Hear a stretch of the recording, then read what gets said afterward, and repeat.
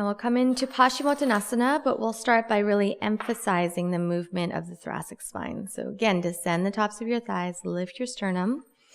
You're going to take a strap around the balls of the feet, and then you'll hold onto the strap, one in each hand, like you were riding or holding onto the reins of a horse. And now use the strap, use your arms as leverage. Find a rounded upper back first, so you notice what we don't want. So often when people come into Paschimottanasana, this is the position. But instead, what we want is openness. So use your arms on the strap as leverage to pull the chest forward. Find that nice opening in your chest, that movement in your thoracic spine.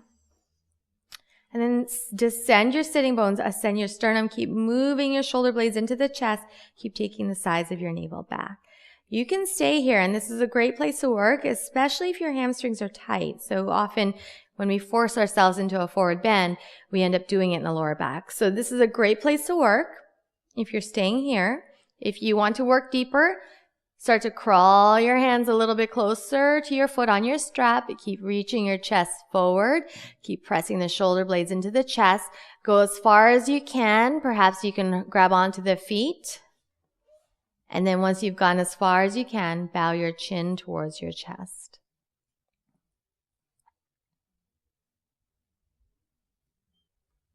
Paschimottanasana.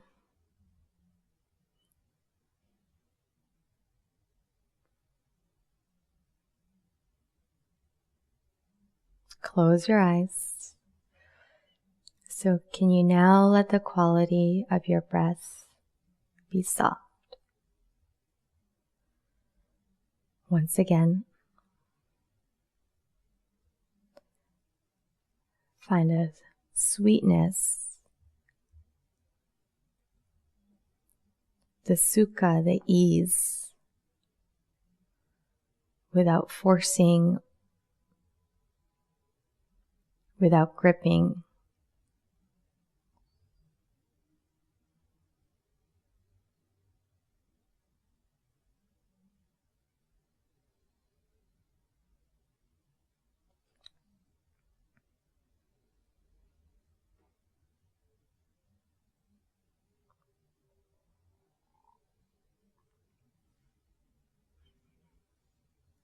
Inhale, look up part way.